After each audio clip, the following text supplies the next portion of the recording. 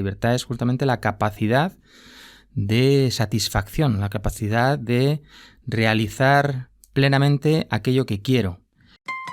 Luz del Mundo, el podcast de la ACDP y el Instituto CEU de Humanidades Ángel Ayala sobre doctrina social de la Iglesia, dirigido por Ana Campos.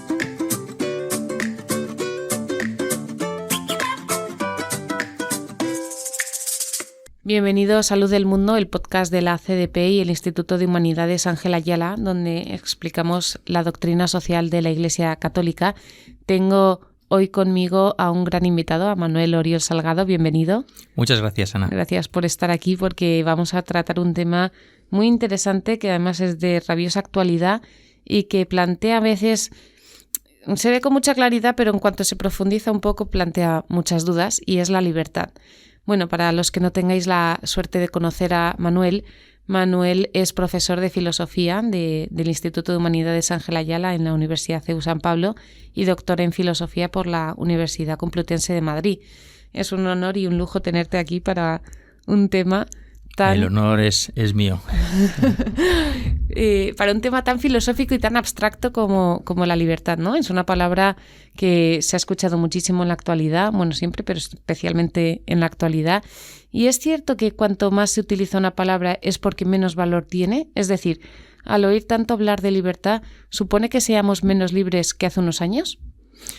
Bueno, en cierto modo es así, ¿no? Las palabras, cuando se abusa de las palabras, cuando se usan demasiado, pues pierden un poco su sentido de señalar el valor de algo, ¿no? Lo vemos muchas veces con palabras, por ejemplo, que se utilizan en el mundo de la política, ¿no? La democracia. Bueno, pues eso significa, depende de quién lo use, significa una cosa o significa otra, ¿no? Uh-huh.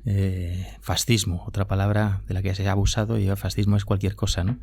Y eso pasa también con la libertad, en cierto modo, ¿no? La libertad es una palabra muy usada, pero también yo creo, viéndolo desde el punto de vista positivo, porque expresa un deseo muy propio de nuestra época, un deseo que es propio de la época moderna en general, un deseo genuino que la Iglesia también acoge y que desde siempre, en cierto modo, defiende, ¿no? Desde, digamos, las mismas menciones a la libertad en el propio Evangelio,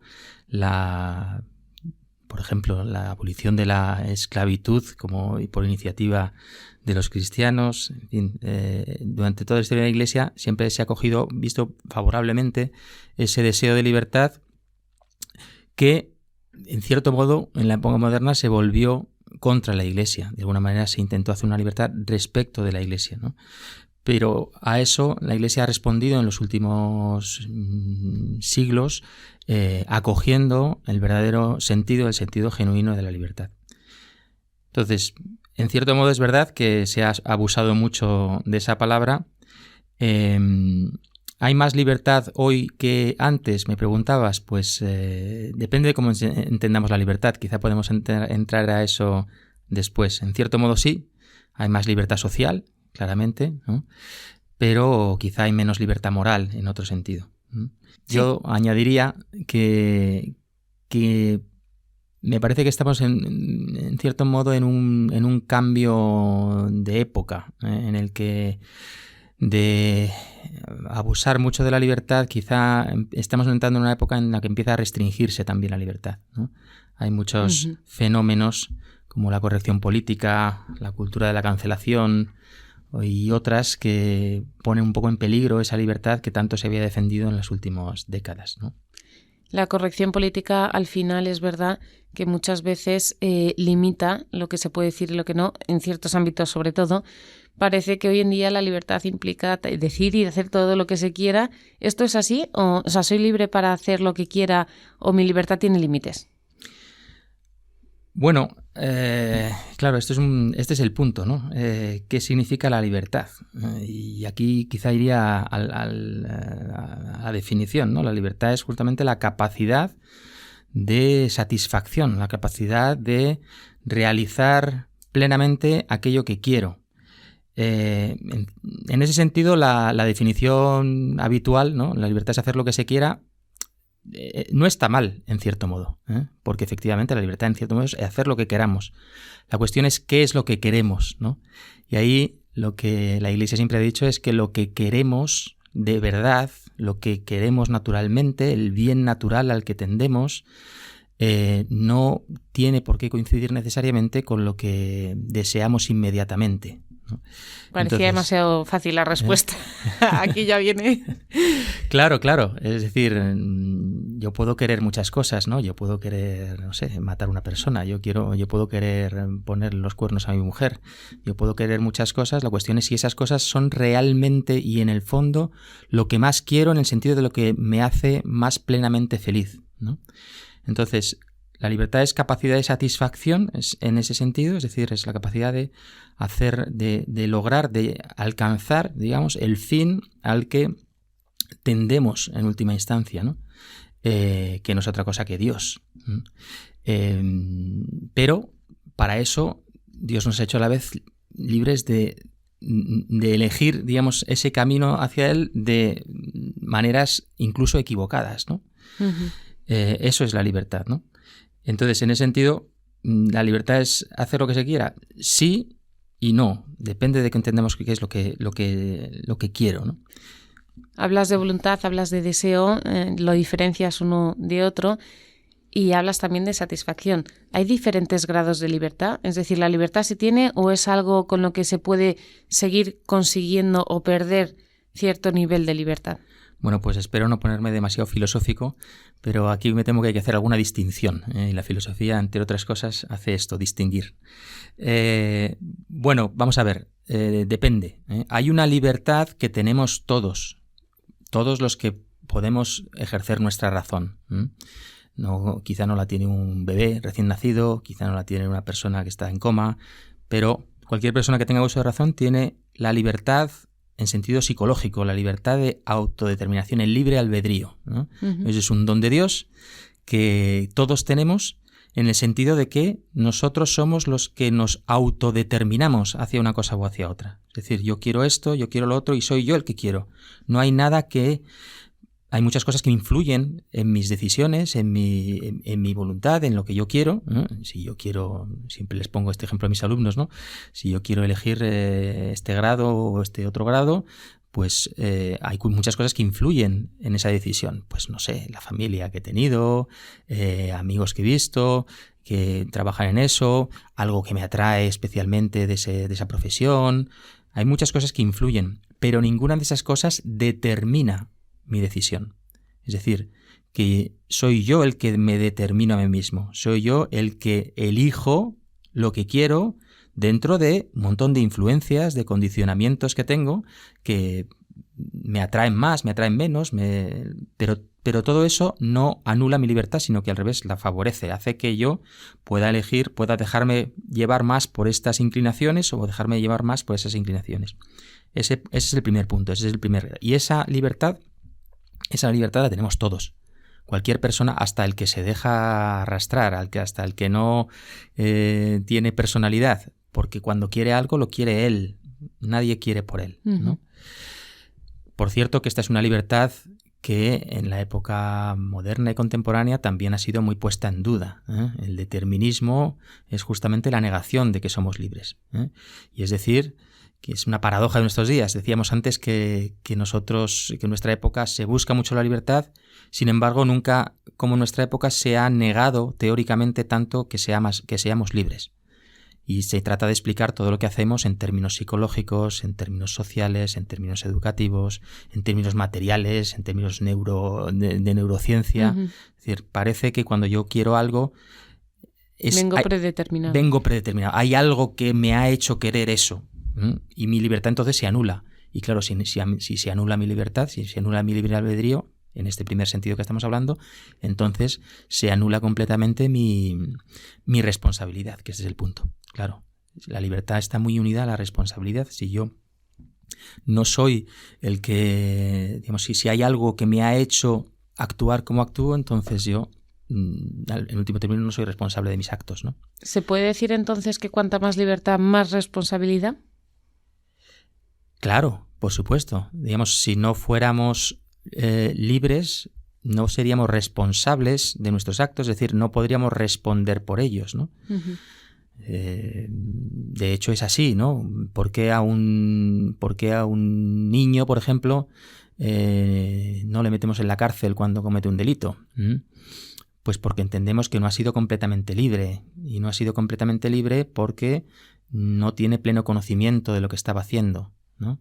Entonces, alguien que no responde de sus actos, o porque a una persona, digamos, a un loco no le metemos en la cárcel, sino que le hacemos otras cosas con el por qué.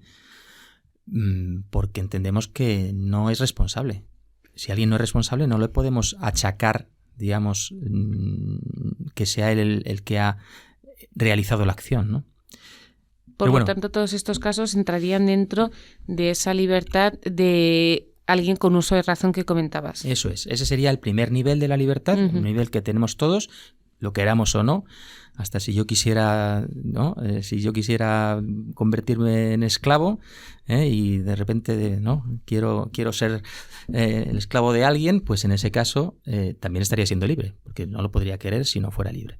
Ahora bien, hay otra libertad, que es la libertad moral, que esa sí es una libertad interior, que es mía, pero es una libertad que ya sí poseemos en diferentes grados. Poseemos más o menos, que tiene que ver con eso que decíamos antes, la capacidad de satisfacción. Es decir, yo puedo atenerme más a lo que a los fines que yo me he propuesto, entonces soy más libre, ¿no? Es la libertad, por ejemplo, que admiramos en una persona que decimos, esta persona es muy libre. Alguien que se opone, yo que sé, a un régimen político, se levanta contra el régimen, y decimos, vaya, qué libertad, ¿no? Qué admirable es esto. Bueno, pues esa es la libertad moral. Esa no la tenemos todos igual. Esa ya depende de nosotros.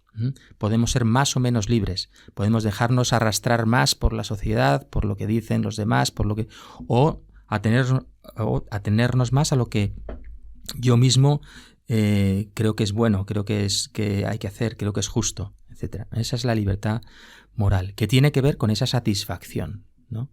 Porque yo puedo ser muy libre, yo puedo querer, también este ejemplo se lo suelo poner a mis alumnos, todos queremos aprobar un examen.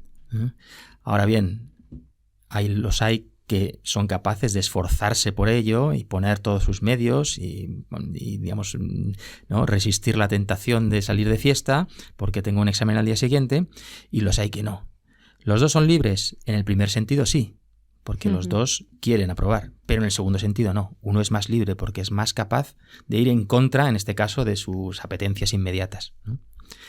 Y luego habría, por supuesto, un tercer sentido de la libertad, que es que es en el que se suele hablar quizá más de libertad, que es la libertad externa, la libertad social, la libertad política. Es decir, que se den las condiciones para poder hacer lo que quiero. Yo puedo querer, no sé, puedo querer decir lo que pienso y, sin embargo, que viva en un régimen político en el que eso esté penado con la cárcel, por ejemplo. En ese caso, ¿soy libre? Pues en el primer sentido sí, en el segundo sentido también, porque en el sentido moral también, porque estoy dispuesto a decir algo para, digamos, aunque no esté bien visto. En el tercer sentido no soy libre, porque no me dejan hacerlo, ¿no? Pero eso ya es un tercer sentido más político. En estos tres tipos de libertad que comentabas, el segundo dices que sí que hay diferentes grados. ¿Esos grados dependen de mí o son externos? Es decir, ¿se pueden ir aumentando el grado de libertad o perdiendo en función de lo que haga o no? Claro, ese segundo grado, decíamos, tiene que ver con la satisfacción. Entonces, en cierto modo, claro que depende de mí. Es decir, hay cosas que me satisfacen más y cosas que me satisfacen menos, ¿eh? Todos perseguimos una cierta satisfacción, cualquier persona en todo lo que hace, haga lo que haga, desde el asesino hasta el benefactor de la humanidad, todos buscamos una cierta satisfacción. La cuestión es si esas cosas nos satisfacen de verdad o no nos satisfacen de verdad, ¿no? Entonces, claro, es más libre aquel que hace aquello que le satisface de verdad, ¿no? Y en ese sentido, claro que depende de mí. Y el grado depende de mí, aunque hay otro factor importante aquí también, que es que la libertad se ejerce mejor cuando es educada y cuando es acompañada, por así decir, ¿no? Alguien, por ejemplo, que viva en un contexto que viva solo, que no tenga relación con nadie, que viva en una situación de aislamiento, ¿no? Pues es más difícil que pueda atenerse, digamos, a lo que desea. Alguien que, en cambio, viva en un contexto de una amistad sana, que tenga una familia sólida, que tenga buenas relaciones en el trabajo, pues es más fácil que lo que quiere lo realice realmente, ¿no? Que no se deje de llevar, que no sea una veleta, ¿no? En la vida. Que tenga ¿por qué? Porque tiene, en cierto modo, esa satisfacción ya la tiene, ¿no? Uh-huh. Ya la tiene y entonces sus decisiones pues estarán como más arraigadas, serán más sólidas, ¿no? Eso, claro que sí, la libertad tiene que ver conmigo, es decir, depende de mí, pero también depende, en cierto modo, del contexto en el que vivo. Que influye pero no condiciona. Efectivamente, este es el punto. Influye pero no condiciona. Vale. ¿A qué se refiere el catecismo cuando dice que todo hombre posee la libertad de orientarse a su último fin? Porque, como has comentado, el fin es esa satisfacción que acaba en Dios, ¿no? Pero ¿a qué se refiere el catecismo cuando dice que sí que todos poseemos esa libertad? ¿Es así o es efectivamente en diferente grado y por lo tanto unos tienen mucha más capacidad que otros? Bueno, el fin último por el que preguntas es Dios, efectivamente, ¿no? La famosísima frase de San Agustín, ¿no? Nos hiciste, Señor, para ti, y nuestro corazón está inquieto hasta que descanse en ti. Es decir, nuestro corazón, que viene a ser un sinónimo, digamos, de nuestra voluntad, nuestra razón y nuestra voluntad, el corazón de alguna manera, en sentido agustiniano, resume las dos cosas, la razón y la libertad, tienden hacia Dios y no estaremos tranquilos hasta que no conozcamos a Dios. Digamos, visto desde un punto de vista laico o no cristiano, no religioso específicamente, eso significa que nuestro corazón y nuestra voluntad nuestra razón están hechas para el infinito, ¿vale?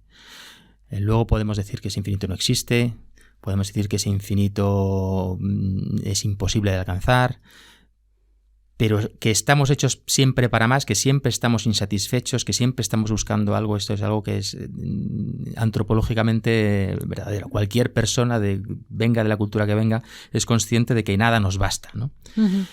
Claro, el cristianismo identifica ese objeto último, ese fin último al que tendemos a través de todas las cosas que hacemos con Dios. Pero, segundo punto, a Dios no le vemos cara a cara.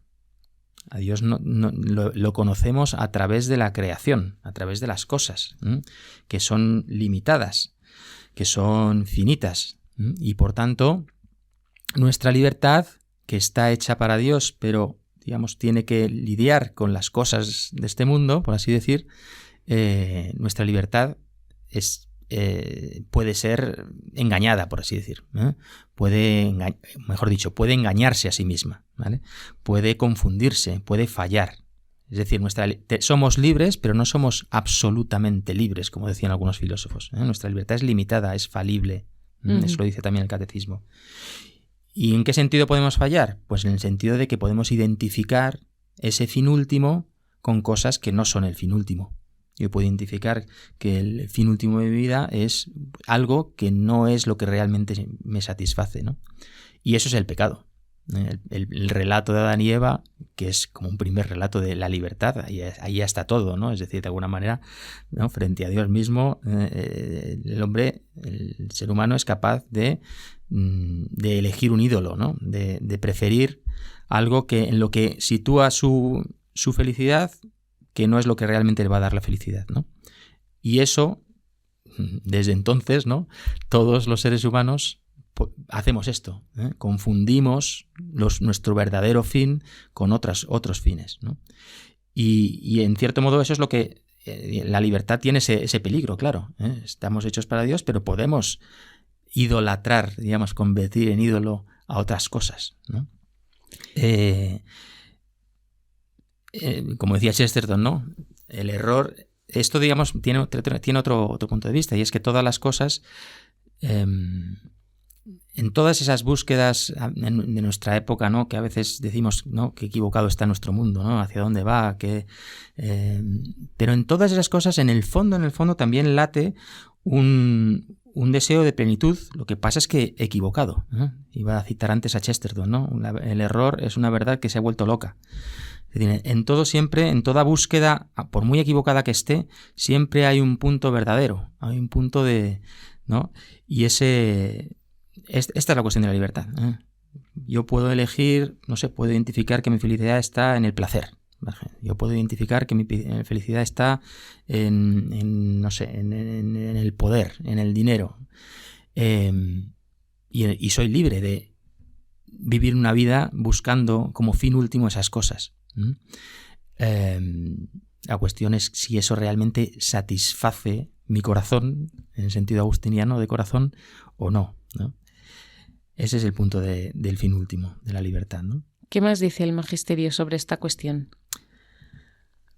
Bueno, un punto que no ha salido y que, claro, el magisterio insiste mucho es ¿y Cristo qué papel tiene que ver, qué tiene que ver con todo esto, ¿no? Porque nosotros estamos hechos para Dios, pero Dios se ha hecho hombre. Dios se ha hecho compañero, digamos, de nuestro camino humano, ¿no? Se ha abajado, y entonces, ¿qué tiene que ver? Pues que precisamente Cristo es lo que nos permite ver qué es ese fin último con más facilidad, nos permite identificar en Él, en la vida con Él, es decir, en la vida de la Iglesia, el fin último de nuestra vida, ¿no? En algo más cercano, más carnal, que un Dios que no se hubiera encarnado, ¿no? Uh-huh. Y en ese sentido es una ayuda a la libertad. Cristo viene a hacernos libres, a hacernos realmente libres, porque viene realmente a facilitarnos, digamos, nuestro camino hacia el destino último para el que estamos hechos, ¿no? Y otro punto que tampoco ha salido, que insiste mucho también el magisterio, es la relación entre la libertad y la dignidad. Digamos, la libertad es el punto en el que, digamos, se entiende más la dignidad humana. Nosotros tenemos dignidad precisamente porque somos libres, cosa que no le pasa al resto de la creación, ¿no? No le pasa al resto de las cosas, por supuesto las cosas inertes no les pasa, no hay libertad, pero tampoco al resto de seres vivos les sucede, ¿no? La libertad es algo propio del ser humano. Somos nosotros los que podemos incluso ir contra nosotros mismos, podemos incluso ir contra nuestro mismo creador, ¿no? Como en el caso de Cristo es como muy patente, ¿no? Digamos, un Dios que se deja incluso no solo negar, sino incluso asesinar, ¿no? Por los propios hombres, ¿no? Qué mayor exaltación de la libertad que esa, ¿no? ¿Algún texto que nos recomiendes para crecer en libertad? Bueno, vamos a ver. Habría muchísimos. La libertad es, como hemos dicho al principio, es uno de los temas estrella de nuestra época, ¿no? Entonces ahí sobre la libertad se ha escrito muchísimo, ¿no? Desde el punto de vista filosófico, desde el punto de vista teológico, desde el punto de vista magisterial también. Hay unas cuantas encíclicas claves en esto. No ha salido porque es un tema diferente, pero todo el tema de la libertad religiosa, claro, la toma de conciencia progresiva que también la Iglesia ha tenido de esta cuestión, un punto muy debatido, hasta el Concilio Vaticano II, donde ya se asentó definitivamente, ¿no? Uh-huh. La libertad religiosa. Entonces, hay muchos textos magisteriales, la Dignitatis Humanae, no sé, desde las encíclicas, la Veritatis Splendor, en fin, muchas encíclicas, muchos documentos magisteriales que hablan sobre la libertad. Pero quizá más que leer, que también está bien, no seré yo el que diga que no hay que leer, pero yo creo que para ser libres lo que tenemos que hacer es buscar, como he dicho antes, esa compañía, digamos, de personas libres. Uno aprende la libertad también siguiendo a personas libres, ¿no? Vivir en una buena comunidad, y quizá la comunidad cristiana es el ejemplo paradigmático de esto, es lo que favorece más la libertad, ¿no?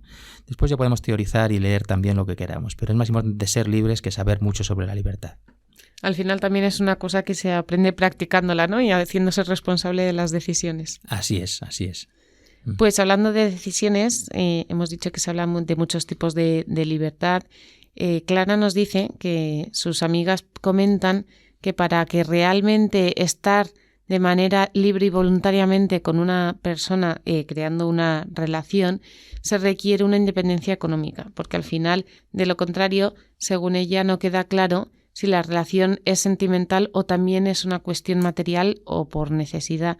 Entonces nos pregunta si una persona, independientemente económicamente de su pareja, puede tener el mismo grado de libertad o lo tiene mayor que una persona que además depende en cierto grado económicamente de su marido o de su mujer. Bueno, a ver, es una pregunta muy concreta. Vamos a ver, yo diría que de nuevo, depende de lo que entendamos por libertad. Yo creo que detrás de la pregunta subyace una concepción limitada de la libertad. ¿Vale? Libertad como independencia, que es algo a lo que estamos muy acostumbrados hoy. Entender, alguien es tanto más libre cuanta más independencia, cuanto menos depende de otros, ¿no? Claro, si eso fuera así, para empezar, sería imposible una libertad plena, porque nadie somos completamente independientes de otros, no vivimos aislados, no podemos vivir aislados, ¿no? Y una cierta dependencia de otros siempre la vamos a tener. Es más, yo diría que no para mal.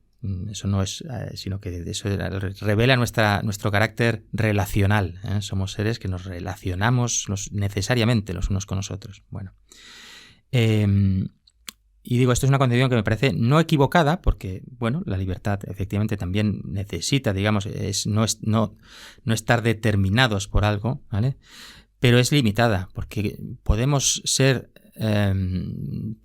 muy independientes y no sentirnos libres. Esto también es una paradoja de nuestro tiempo, ¿eh? Somos muy independientes, podemos hacer muchas cosas, tenemos mucha autonomía, pero estamos muy insatisfechos muchas veces, ¿no? Y decíamos que la libertad es esa satisfacción. En sentido contrario, alguien puede ser dependiente y ser libre. Puede ser dependiente y ser libre. Es decir, no hay que irse muy lejos. Yo mismo, ¿verdad? No soy menos libre porque dependa de mi mujer en muchas cosas. No, eso al revés. Siempre que eso sea lo que yo quiero, lo que realmente me planifica. Claro, es verdad, y ese es el punto verdadero que tiene la pregunta de Clara, que hay condiciones que dificultan la libertad, ¿no? También el magisterio habla de esto. En situaciones de pobreza, situaciones de soledad, como decíamos antes, todo eso dificulta la libertad. Y es justo que se busquen las condiciones sociales y políticas que permitan el desarrollo de la libertad. En ese sentido, claro, bueno, una sociedad en la que no haya, no sé, libertad de iniciativa social, que no haya libertad de educación, que no haya libertad de asociación, ¿eh? Digamos, todo eso dificulta la libertad. Uh-huh. Pero incluso en esos casos, aunque viviéramos en una sociedad en la que no se permitieran ciertas cosas, o asociarnos, o educar libremente, el grado fundamental de la libertad, que es el que hemos hablado, de la satisfacción, no estaría completamente impedido, ¿no? Yo puedo sentirme libre aunque no sea, no solo económicamente, sino también en otros sentidos, aunque no sea completamente independiente. Y ya para terminar, me gustaría que respondieras a una última pregunta, y es ¿cómo sé realmente si mi elección me está satisfaciendo algo que quiero a corto plazo o algo que realmente quiero? O sea, lo que decíamos al principio de la voluntad versus el deseo, y que realmente me planifica. O sea, ¿cómo se establece esa diferencia? Porque muchas veces estamos convencidos de que realmente lo que estoy eligiendo me planifica. Si no, no lo elegiría, pero no me está planificando. Claro. Yo te diría que eso no lo puedes saber más que tú, en un cierto sentido, porque es tu experiencia. Digamos, esto es muy, muy fuerte. Claro, Dios ha entregado, digamos, el criterio de si algo te satisface o no te satisface, si te corresponde o no te corresponde, está en ti. Nadie te puede decir si algo te corresponde o no te corresponde, ¿vale? Claro, se necesita una cierta lealtad, pero no una lealtad externa, una lealtad con uno mismo. Uh-huh. Si yo estoy contento realmente con esto que he elegido, o no estoy contento realmente. A veces estamos contentos porque tenemos que estar contentos, porque la sociedad nos dice que tienes que estar contento con esto, ¿vale? Pero tú realmente, si eres leal, si eres sincero contigo mismo, ves que eso no te satisface, no estás contento, ¿no? Este punto de nuestra experiencia, este corazón de San Agustín, es el gran tesoro que Dios nos ha dado, justamente para discriminar entre lo que más nos acerca a Él, por así decir, y lo que menos, ¿eh? El problema es cuando nos contentamos con lo que menos nos satisface, ¿eh? Pero no puede haber un criterio externo. El criterio está en ti. Eso significa que somos libres. Eres libre en ese sentido, ¿eh? Tú eres el que determina, digamos, tu propia vida y el que puedes decir esto no me sirve, esto sí me sirve, esto lo sigo, esto no lo sigo. Solo tú puedes hacer eso. Por muy poco formado que estés, por muy... el criterio está en ti. Dios está inscrito en nuestro propio corazón, ¿no?